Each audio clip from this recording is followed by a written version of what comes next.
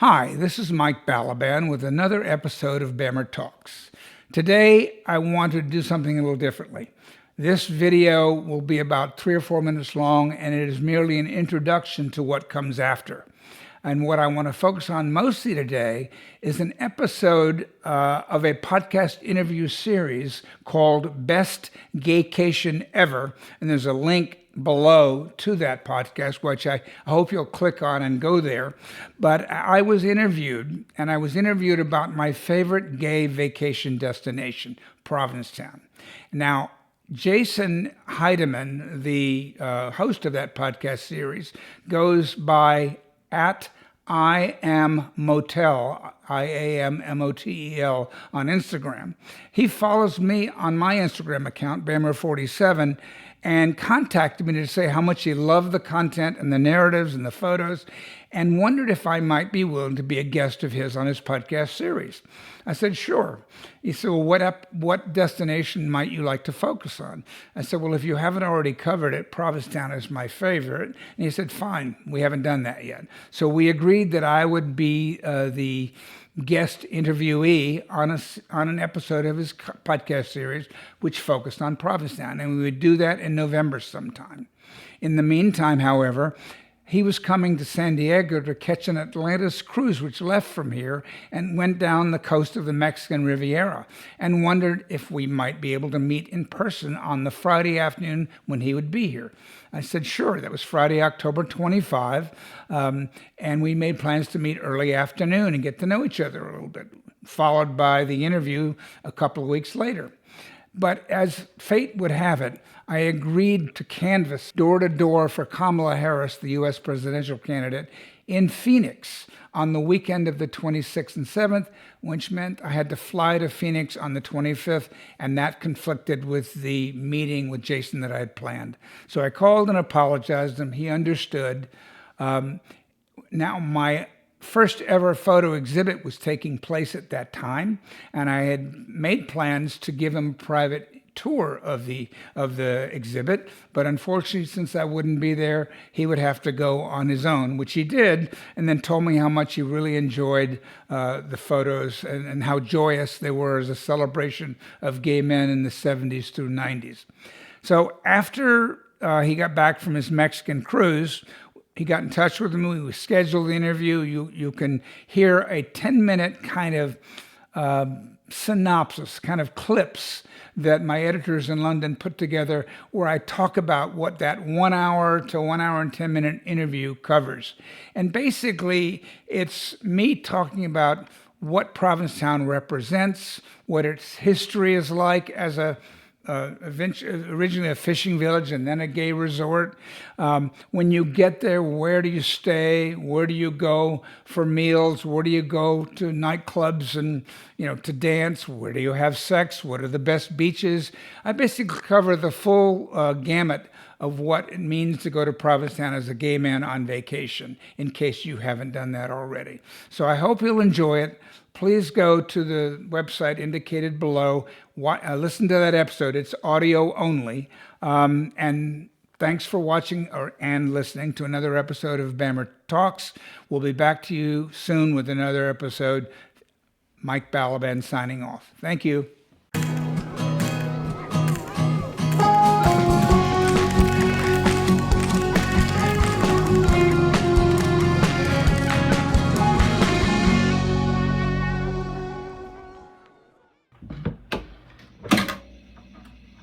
How many photographs do you estimate you have, and how did you come to be this documentarian of gay men's lives starting in the 1970s?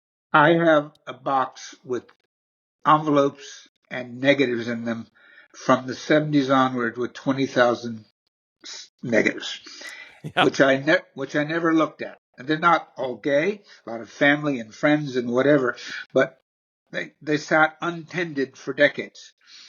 And I've always regarded myself as an observer of my life and those around me. And I didn't know why, but I knew that I needed to remember them later. And therefore, I should take photos of them, because remembering them in your memory is different from having visual evidence. So Right. I took these photos. I was in St. Martin on vacation in 1977 at 25 years of age. And a long story short, only time I've ever attempted or succeeded at this, I seduced a straight guy.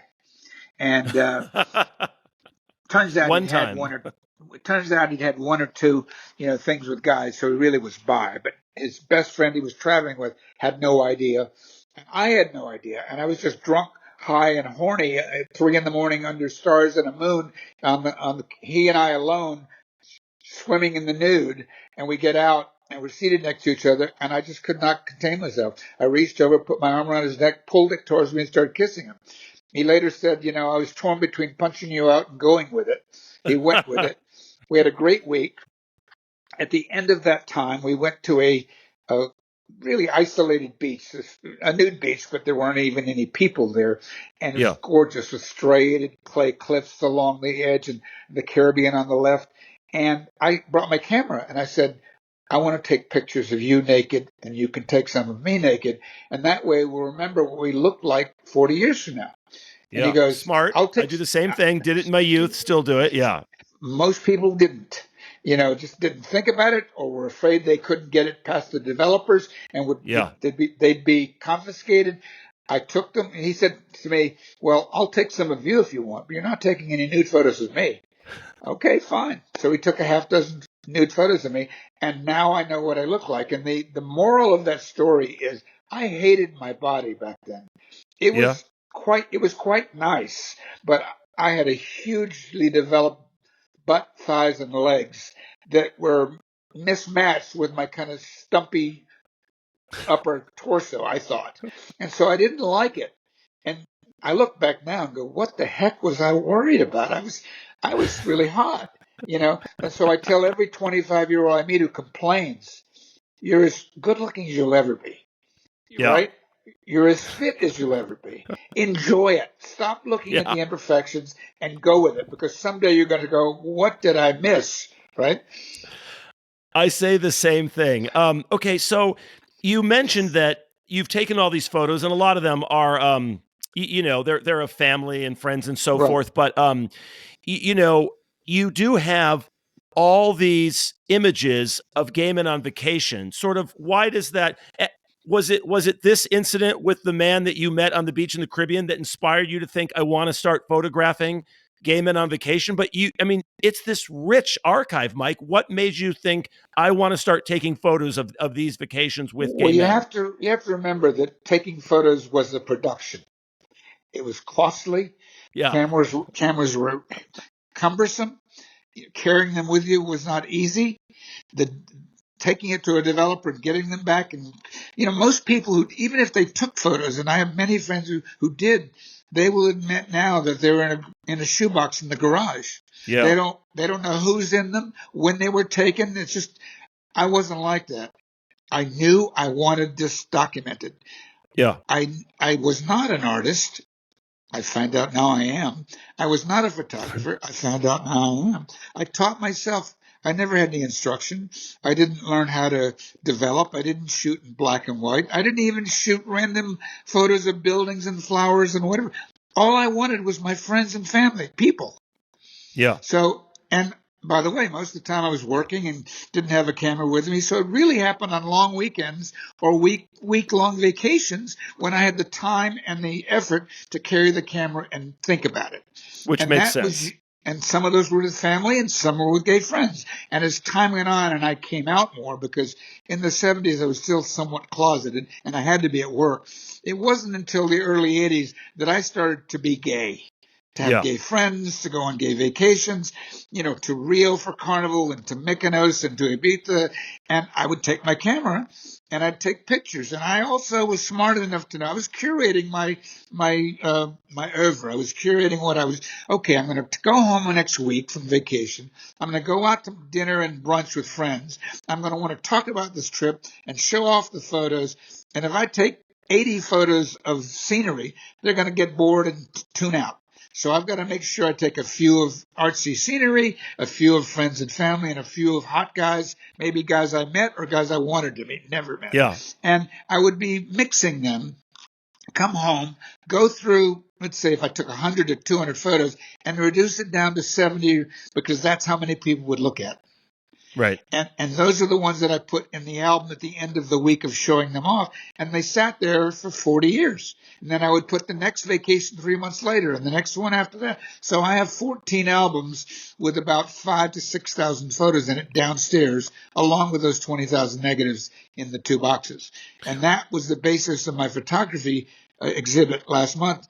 And by the way, for 45 years, I didn't have any photographs except the original print from 1977, let's say. I had to go back and go through all those negatives and sort them out and have them scanned and printed and enlarged and framed. It was a huge learning curve, but I'm glad I did it because now I can be a photographer going forward. So talk about what Commercial Street is. And it's got a west end and an east end, right? Well, there are two long streets. Commercial Street along the bay, and parallel to it, further away from the water, is Bradford Street, and lots of cross streets. It's not all that different. Not all that different from Fire Island Pines if you've ever been there. There are two main arteries and lots of cross streets. And you come in and you go to your Airbnb and you check in, and usually it's midday or early afternoon, late afternoon, and you go to tea. Right. And that's where you congregate and you get your bearings. At the boat slip. Then you go to dinner at whichever restaurant you like or somebody's home, unusually. And then, because the bars close at 1, you better get there at 10 or so, because otherwise, if you get there at 11:30 like you would in New York City or something, it's going to close within an hour. Yeah. And there are maybe 3 main bars. I mean, the A House, actually 2, the A House and the Crown and Anchor, which has multiple venues in it: dance floor, leather bar, entertainment space. And people go to those. And then around 1 o'clock when they close, people go down to the main street to Spiritus Pizza, and they hang out in the street having pizza, slices of pizza and cruising. And that can go from 1 till 2:30, 3 in the morning. Just depends on how late people want to stay. Now, there are lots of private parties happening in people's homes, in their jacuzzis, in their pools. We now have a lot more millionaires and that class populating P-Town than ever before. And so you may end up getting invited to things like that. And then the next day, you basically probably sleep late, get up, maybe go to Cafe Heaven for breakfast or one of other places like that. That was on my list, yeah. Yeah. And then you decide to go either to the boat slip pool, the Provincetown Inn pool, which is the most popular, or to Herring Cove, which is the gay beach that, like you mentioned earlier, because we had to be hidden, is way out at the end of the line. You either have to walk a long, long way and double back, or you have to go through marshes, through tidal pools, right? And I did it for the first time in a few years last summer, and you can ride a bike on Route 6 out to the edge of the area where the beach is and lock your bike up there. It's still a 20 to 30 minute walk from the highway to where you're going to put your towel down. Yeah, and it's a lot of work to get to a beach, which, honestly speaking, is not the most beautiful beach in the world. It's grainy. It's not pebbly, but it's not sandy, right? The water's fine, but you're there for the other guys. That's right. And it's also, I mean, you've sort of run through everything, and that's exactly right. You described P-Town, a day in the life of P-Town, exactly how it unfolds. But while we're talking about Herring Cove, which is also called Boy Beach, once you park your bike, you're right, it's about another 20-minute walk, and often through ankle or knee-deep water, depending on the tides and the season, right? And then once you get out there, it's a grainy, pebbly beach.